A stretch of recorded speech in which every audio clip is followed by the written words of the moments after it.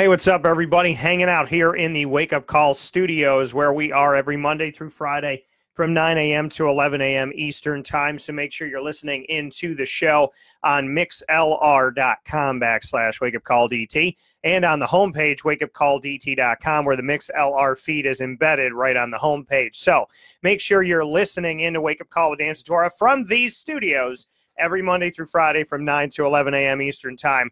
Wow, wow, wow, wow, and then wow some more. Mark got right on and said, yeah, DT, what's up? Could this be hung in Cameron Indoor? Cuse is in the house, oh my God. John Wallace is coming on the show Tuesday, January 15th, between 9 a.m. and 11 a.m., and look at this. I believe that this is something that Mr. John Wallace is going to say on Wake Up Call this Tuesday, January 15th, when he joins the show.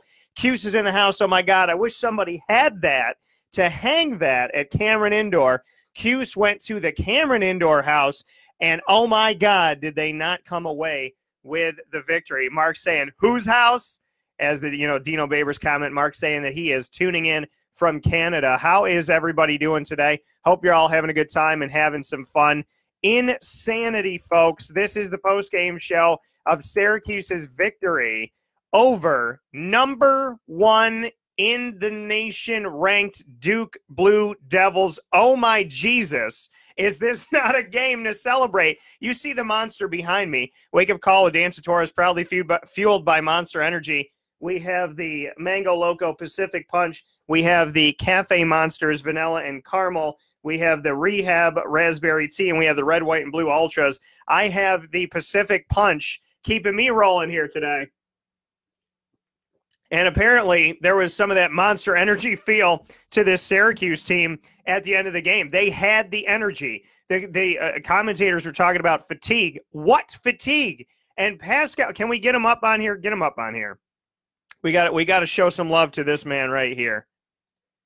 Is this not the guy? Is this not the man who got it done? Pascal Chukwu, he hears it from the fans. He has been criticized and criticized and criticized. And then, oh, wait. What was he after that? I think he was criticized a little bit for his hands, for his ability underneath what he was doing, just not being a factor out there. He played 15 minutes against Georgia Tech, didn't attempt a single shot, had no points in the game, got some rebounds, got some blocks, and that was it. In this game, he has 10 points, 18 rebounds, his 18th rebound, pulling it down at the end of the game when Duke missed their final attempt of the game. Pascal Chukwu has a double-double, 18 rebounds, and knocks down his free throws to win this game to help Syracuse get that dub. Amazing, amazing play by Pascal Chukwu. And this man has, I'm not going to say he's totally redeemed himself because it's just one game, but he has redeemed himself for what he has done. I'm not going to say he's totally redeemed himself on the season, but he has definitely left a mark in this game. Absolutely, positively left a mark after this game. Fans are going to be excited with what he did. And like I said, I don't know if this is going to redeem him completely with the fans. I don't think it is because it's just a game. But fans have got to be happy with what he has been doing and what he did in this game. I mean, Pascal's had some good games in his history. This, by far, is his greatest game that he's played in Syracuse, orange and blue. By far, I think that that's an easy thing to say. So, fans are still hoping for a more consistent Pascal Chukwu, but darn it if he didn't have himself a day in this one. And so consistency is key. Pascal's got to keep doing this, got to keep being a factor. But wow, he picked a game to be the guy. Remember when Barama Sidibe did this last season when he was a true freshman, when Barama had the game of his young career when he was at Pittsburgh and helped Syracuse to defeat Pittsburgh? And it's one of the toughest places to play, even though Jamie Dixon wasn't the coach anymore. And so you see Barama Sidibe struggle, the fans critique him, people critiquing him, talking heads critiquing him, and he goes and has the game of his young career, and Syracuse defeats Pittsburgh. And now fellow center Pascal Chukwu not having a great season. He gets critiqued for his hands and not being consistent and not doing a lot of stuff inside, not being a factor offensively. And then all of a sudden he has 10 points and 18 rebounds, having the game of his career in this game for Syracuse up against Duke, the #1 team in the nation, according to the AP, and in the top 4, according to the coaches' poll. So nothing but respect for this game for Pascal Chukwu. And how about this gentleman right here who got some work in today? I said before the game that Tyus Battle had his best games of the season against Georgetown and Ohio State. Georgetown at home and at Ohio State. They're 2 quality wins for Syracuse, but neither one of those teams is ranked in the top 25 right now. So if the committee was to look at 11-5 Syracuse team and see if they're going to put them in or out, what would they do? I thought they would keep them out. But now you have a win over #1 ranked Duke, and Syracuse in a position right now where they can say that Tyus Battle's best games have come against the best competition. At Ohio State, he went off. Against Georgetown, he hit the game-winning shot to win 72-71 in the Dome. In this game at Duke, he has 32 points in 45 minutes of play. He plays the entire game. So does Elijah Hughes. Elijah has 20 points in 45 minutes. Battle has 32 in 45. They account for 52 points in the game for Syracuse, more than half of the points scored by the Orange. Also in double digits, you have Pascal Chukwu that I mentioned before, and you have O'Shea Brissett.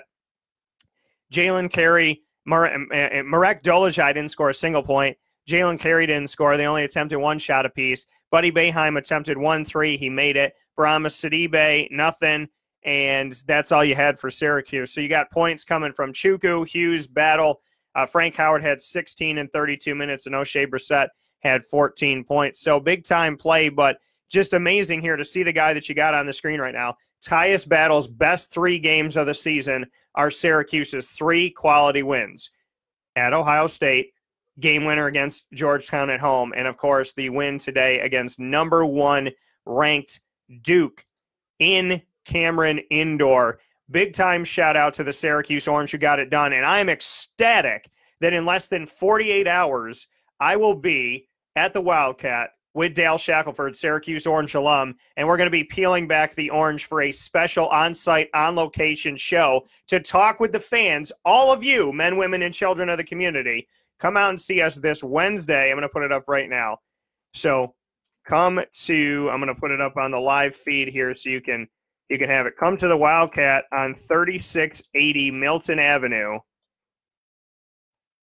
in Camillus, New York, this Wednesday, January 16th at 6 p.m. to speak with Dale Shackelford. Where's Dale here? With Dale Shackelford and myself on the Orange after their OT win over rival Duke. Isn't this an awesome, awesome opportunity to have? Mark said he wishes he could be there. We wish you could be here too, Mark. We hope that you get an opportunity to get out here very, very soon. But come out to the Wildcat and see us on 3680 Milton Avenue in Camillus this Wednesday, January 16th at 6 p.m. when Dale Shackelford, Syracuse Orange men's basketball alum, and myself, Dan Tortora, peel back the Orange and talk with you about the Syracuse Orange right after their top win of the season so far over #1 ranked Duke, who only had 1 loss coming into the game. You're going to hear from myself and Syracuse basketball alum Dale Shackelford at the Wildcat this Wednesday, January 16th at 6 p.m. Don't miss it. Come out and see us, hang out with us, shake hands, get an autograph from Dale, and be a part of the conversation. Let us know what your thoughts are. We take breaks. The fans come up and talk with us. We'll discuss topics that are on your mind. And in less than 48 hours, we will be on site, on location, in front of you, the fans, at the Wildcat Sports Pub to discuss this win over Duke. So big-time win by Syracuse. Syracuse they were down 12-0 to start off this game. 12-0. Then they went on a 17-7 run to make it 19-17 that they were down to Duke. Then all of a sudden they get the lead, and they lose it, they tie it, they lose it, they keep going back and forth, back and forth, back and forth, and then this shot happened. Let's see if I can pull this shot up for you. This is what happened right before halftime.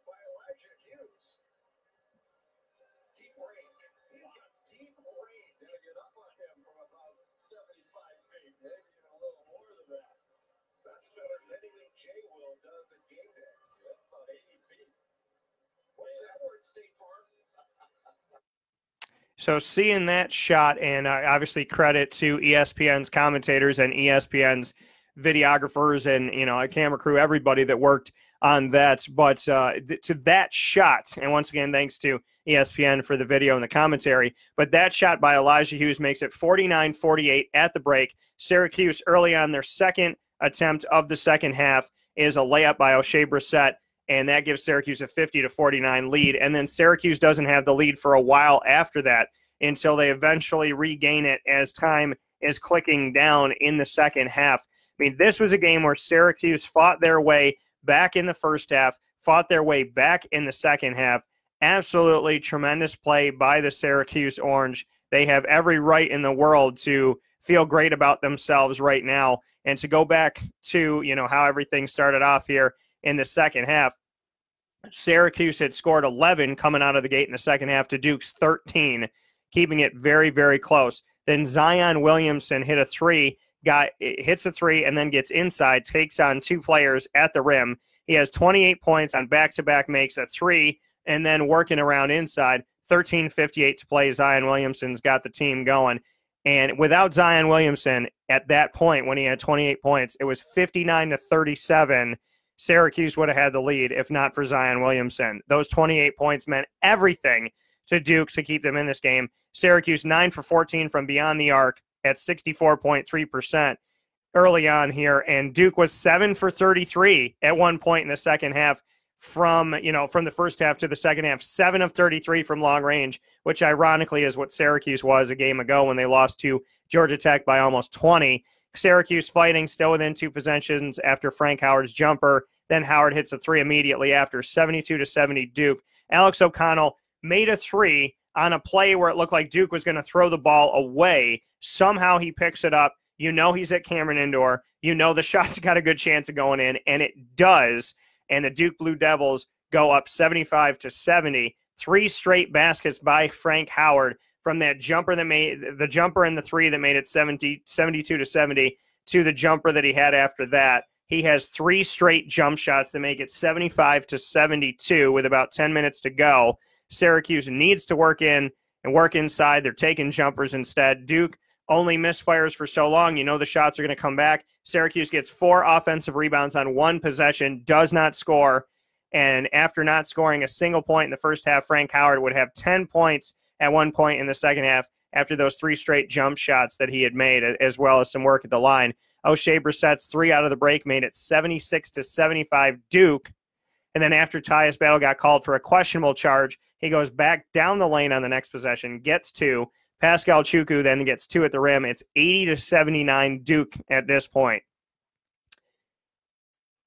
Pascal Chukwu gets the offensive rebound, goes up with it to give Syracuse their first lead in the second half since 50-49. So you look at Pascal Chukwu makes it 80-79, and then he gives Syracuse their first lead after that, doing what he can at the rim, making it 81-80. Then Tyus Battle, 28 points, and Zion Williamson, 32 with 2:59 to go. And then we look at the fact that after scoring 18 points in 20 minutes, Eli Hughes did not score a single point in the second half, but he would get back to it in overtime.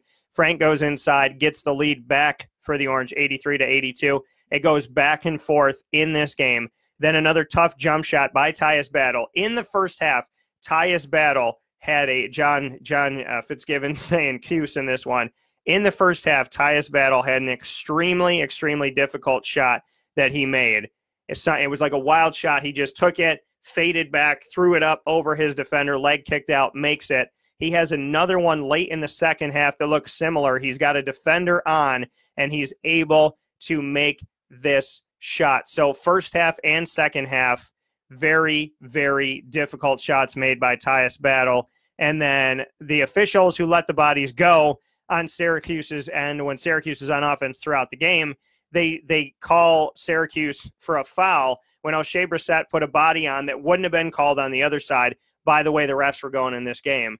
They call a foul on Pascal Chukwu underneath the basket. Zion Williamson makes 1 out of 2 of his free throws, and it's 85-85 with 10.6 seconds to go.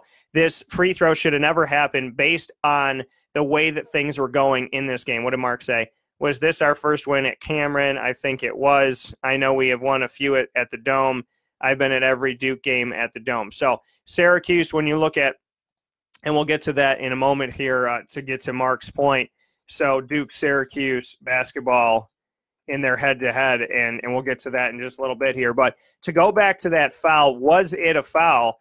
And, in all honesty, it didn't look like it was a foul. When we look at, Zion Williamson, he had a hell of a game in this, but he goes underneath, and there's a little bit of a body put on him by O'Shea Brissett. But again, the body put on him by O'Shea Brissett is the body that Syracuse was getting all throughout in this game.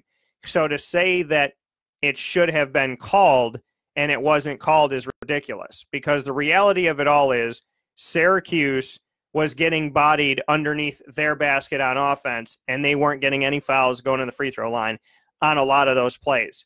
Zion Williamson gets a body from O'Shea, shouldn't get called, and it didn't, because they didn't call it at the other end. Then he goes down underneath. He goes under Pascal Chukwu and is completely untouched. They call the phantom foul. It puts him on the line, and Syracuse could have lost the game because of this very questionable call, and the commentators agree with this as well. In this game, he makes one of two. It's 85-85 with 10.6 seconds left to go, and ultimately Syracuse does not make the shot. There's that heave that they throw up before that buzzer sounds, and they end up going into overtime against Duke at Cameron Indoor. So Elijah Hughes, 18 points in the first half, no points in the second half at all. So after hitting that big-time shot, that three-quarter court shot before the buzzer of the first half that made it 49-48 Duke, Elijah Hughes scores none in the second half. 18 in 20 minutes of the first half, nothing in the second half, and comes out immediately off the tip in overtime, takes the ball off the tip and goes straight to the basket for the finger roll, lays it in, and gets two for Syracuse to start off overtime.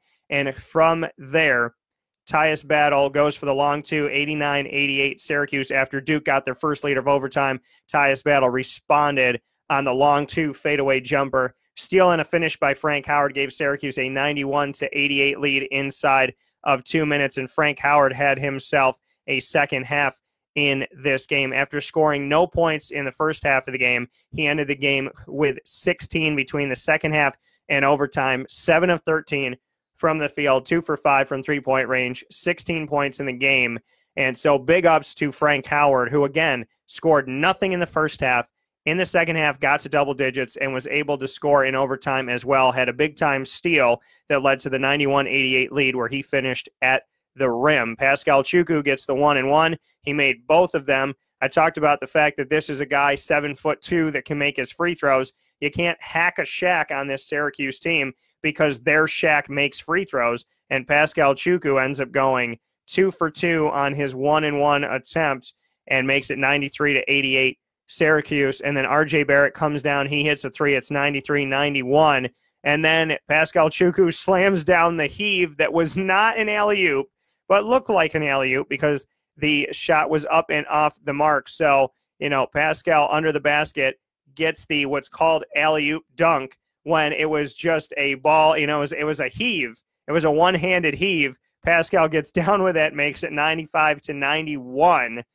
And then we look at the fact that he had 10 points and 18 rebounds, had himself a hell of a game, and Syracuse goes away with the victory after Duke is unable to make a bucket after that. So Syracuse moves on here after defeating the Duke Blue Devils, and now Syracuse has won 12 games on the season. 12 games they have won. This is their biggest signature win of the season by far, defeating the number one team in the nation, the Duke Blue Devils, getting it done, or the Duke Blue Devils falling to Syracuse, Syracuse getting it done, Syracuse being the team that goes into Cameron Indoor. And Mark had brought up the head-to-head record between Syracuse and Duke since joining the ACC. Well, Syracuse defeated Duke when we go back and look at these games here. Now, the all-time head-to-head, Coach K against Boeheim, was 5-4, and now it's 5-5. It is tied with this victory. And when we look at Syracuse, and Syracuse joining the ACC just a few years ago, and to go back and take a look at their schedule and just what things have been here. I want to go back and recap their schedule here so we can take a fair look at everything. If we go back to when they started their time inside of the ACC, we take a look at Syracuse here and how everything shook out. Now, Syracuse has played at Cameron Indoor, and then, of course, Duke has come to Syracuse. And when we look at, they faced off against Duke in their first season in the ACC, defeated Duke 91-89 in overtime. They win that game at home. Then they lost to Duke 66-60 in the following game back in the 2013-14 season. In 2014-15, so that was a loss at Cameron Indoor. 2014-15, they lost to Duke at home and lost to Duke at Cameron Indoor. So start off going 0-2 at Cameron Indoor against Duke in the first two seasons in the ACC for Syracuse. In the 2015-16 season, they defeated Duke at Cameron Indoor 64-62 when Duke was ranked 20th in the nation. So they did their first win against Duke came on Monday, January 18th of 2016 inside of Cameron Indoor. It was the first time Syracuse had defeated Duke in 3 seasons inside of the ACC. And then in 2016-17, Syracuse faced Duke at home, defeated them 78-75, did not play them at Cameron Indoor. And then last season, 2017-18, Syracuse faced off at Duke and lost 60-44 and have now won this game. So this is Syracuse's second win. So this is, so I'm putting it right here for everybody. This is Syracuse's second win at Cameron Indoor as part of the ACC. And Coach K and Jim Boeheim are now tied 5-5 in their all-time record against one another. So the record is tied between Coach K and Jim Boeheim, good friends and the two winningest coaches in NCAA Division I men's basketball history. They're now tied 5 wins in this head-to-head matchup. And Syracuse tonight got their second ever win at Cameron Indoor. Syracuse is, and I'm putting it up here, Syracuse's first ever win at Cameron Indoor as a member of the ACC was back on Monday. Was also on Monday on January 18th, 2016. So almost a year, almost 3 years to the date at Duke. So the last time that they did it was on Monday, January 18th. So almost 3 years to the date. Syracuse defeats Duke on the road once again. So putting that out there for everybody. Almost 3 years to the day. Monday, January 18th, 2016, Syracuse won at Duke, and now they do it again here on Monday, January 14th of 2019, almost 3 years ago to the date. I think that that's tremendous. That's amazing there, and that's when Duke was ranked 20th in the country. That was a 64. That was a 64-62 victory. So Syracuse getting a big-time one here. And Syracuse and Duke have definitely had some big-time games in, the grand scheme of things in their rivalry here inside of the ACC. And the funny thing is I had this conversation, and it's the crazy thing about the rivalry, and I'm gonna need some more Monster Energy to get the juices flowing here. You got the Monster juice here. Wake Up Call is proudly powered and fueled by Monster Energy. Syracuse and Duke have had a tremendous rivalry since Syracuse joined the ACC back in 2013. And this rivalry, though, has been very interesting in the sense of Syracuse's biggest rival in the ACC is Duke. Duke's biggest rival in the ACC is North Carolina. North Carolina's biggest rival is Duke. When Syracuse was in the Big East, their biggest rival was Georgetown. Georgetown's biggest rival was Syracuse. So in the Big East, Syracuse and Georgetown, each other's rivals. In the ACC, Duke is Syracuse's rival, North Carolina is Duke's rival, and vice versa. So it's that weird situation of Syracuse's biggest rival is not reciprocated. However, in the games that they play inside the Carrier Dome and inside of Cameron Indoor, these games are always eventful, exciting, and typically very close and coming down to the wire. It's not the first overtime game. For those of you that remember Syracuse and Duke inside of the Carrier Dome, when they first faced off on Valentine's Day, that overtime game. And then, of course, John Gillen's buzzer beater inside of the Carrier Dome as well that will help John Gillen to live in the history of Syracuse basketball. So big ups to this rivalry and a big congrats to Syracuse. Now, Duke had to do it without Trey Jones and Cam Reddish in the game, but Zion Williamson once again had himself one heck of a day. Probably going to be the #1 pick for the NBA draft that's coming up later on this year in 2019. Zion Williamson had 35 points in 44 minutes, played 44 of 45 minutes, the 45 minutes being the 2 halves and the 5-minute overtime. So playing in 44 of 45 minutes, 12 of 20, 10 for 14 from the charity stripe, 10 rebounds in the game, 35 points, and then R.J. Barrett behind him with 23 points in 45 minutes, playing the entire game, 8 for 30 from the field, including 4 for 17 from three-point range. Took a lot of three-pointers, only made 4 and missed 13 of them. On the other side, the player of the game for Syracuse, obviously, you can argue with that beautiful, beautiful, beautiful shot that Elijah Hughes has something to say about this. You can argue Pascal Chukwu could be named player of the game after having the game of his entire Syracuse career. But it's got to go to Tyus Battle, who plays up for big games. Like I said before, 3 best games Syracuse has won this season: at Ohio State, home against Georgetown, at Duke. He has played his best 3 games in these 3 victories. And this one, 32 points in 45 minutes, 12 of 28 from the field, 7 of 7 from the charity stripe, 1 of 5 from three-point range, 4 rebounds, 4 assists in the game. He did have 3 turnovers, but Tyus Battle, your player of the game, with some honorable mention to Elijah Hughes as well as Pascal Chukwu. And, of course, the player that made, that stirred the drink for Duke for the majority of the game is Zion Williamson. Without him, Duke would have not even been close in this game. So, yeah, fans can say there's no Cam Reddish and fans can say there's no Trey Jones, but ultimately you play with the players that are on the court, and they wouldn't make any excuse for Syracuse. So this victory goes to the Orange. They deserve it. They got it. They made it happen. They pulled it down, and Syracuse can now say that they defeated the #1 team in the nation. So it's about staying consistent from here. It's about getting the wins from here and making sure that this is not one of those fluke wins for Syracuse. They have to prove themselves as they move forward from here. The team is 12-5. They've won 3 out of 4 games in the ACC. They defeat Notre Dame on the road. They defeated Clemson at home, fell to Georgia Tech in a very, very bad game, 73-59, and then win on the road at Duke at Cameron Indoor, only their 2nd win at Cameron Indoor since joining the ACC in 2013.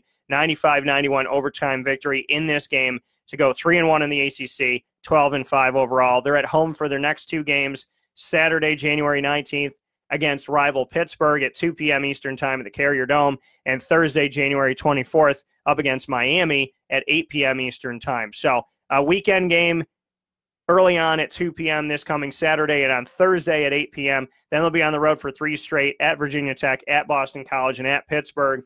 They always seem to face Pittsburgh very close. So they got Pittsburgh at home on January 19th, and then just a couple weeks later they have the road game at Pittsburgh, and then they'll be home against Florida State and Boston College, and then they'll go back and forth, and they will see Duke again on Saturday, February 23rd.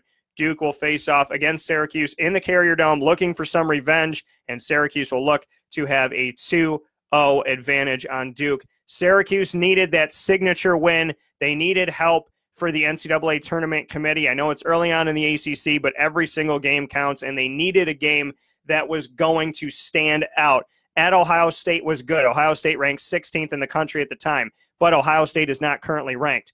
Georgetown, good win. Buzzer, end of the game shot by Tyus Battle with about 6 seconds to go, 72-71. That's a big-time one, but Georgetown's not currently ranked in the top 25. You take down the #1 team in the nation, you got 12 wins, you're 8 wins away from 20, and 20 is the magic number typically to have the committee look at you. So you look at Syracuse and how many games that they have left. They have 14 games left. They got to win 8 of them to get to 20 on the regular season.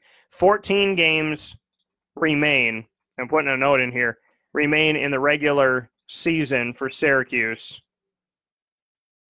they need 8 wins to get to 20 before the ACC tournament.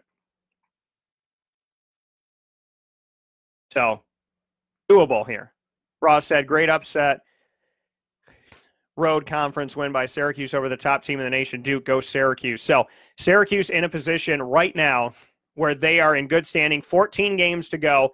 8 wins in the next 14 games will get them to, it's about a little over 50% that they got to win. 8 wins in the next 14 regular season games will get them to the magical number 20. And then you got your quality win over Ohio State, your quality win over Georgetown. And then if Georgetown can get better and Ohio State can get better, get back to the top 25, and only serve Syracuse better in that sense of it as they've dropped off a little bit. But the win over Duke, who a lot of people think can win the national championship this season, and I believe Duke has a good shot. I think they can win the national championship this season as well. So getting this victory means a ton to Syracuse as they move forward. Big-time victory, and this is exactly what Dale Shackelford and I needed. In less than 48 hours, we will join you at the Wildcat Sports Pub in 3680 Milton Avenue in Camillus, New York, in the Home Depot Plaza. We'll be at the Wildcat Sports Pub this Wednesday, January 16th, 6 p.m. Myself and Syracuse basketball alum Dale Shackelford will sit down with the fans on location for a live show in front of you. So get some food, get some drinks, hang out with Dale Shackelford and I at the Wildcat Sports Pub in Camillus this coming Wednesday, January 16th at 6 p.m. And let's talk Syracuse basketball. Coming up on the show this Tuesday, January 15th, between 9 a.m. and 11 a.m. Eastern Time on MixLR. You see it on the ticker here, mixlr.com/wakeupcalldt. I will be joined by Sonny Spira, Gene Waldron, John Wallace, and Roosevelt Bowie Jr. to speak on Syracuse right after their victory. So the morning after, I will be there. You can listen in to Wake Up Call, and I implore you to do so every Monday through Friday from 9 a.m. to 11 a.m. Eastern Time on mixlr.com/wakeupcalldt, which is embedded on wakeupcalldt.com's homepage. You can listen there as well. And the shows after this will go to Spotify, Stitcher, iTunes, Podbean, the RSS feed, TuneIn Radio, YouTube.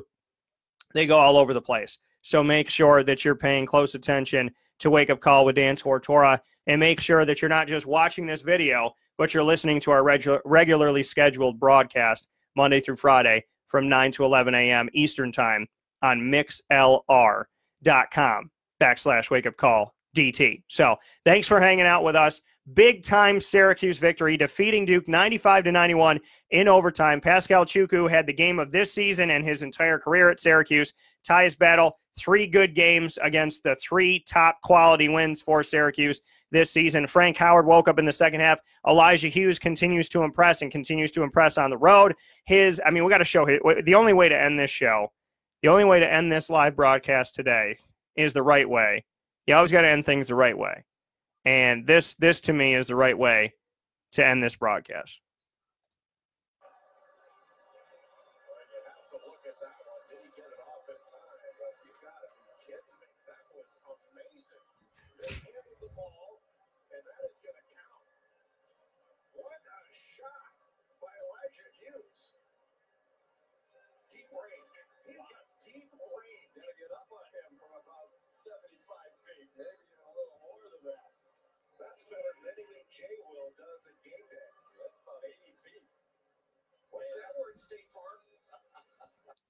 Absolutely insane bucket.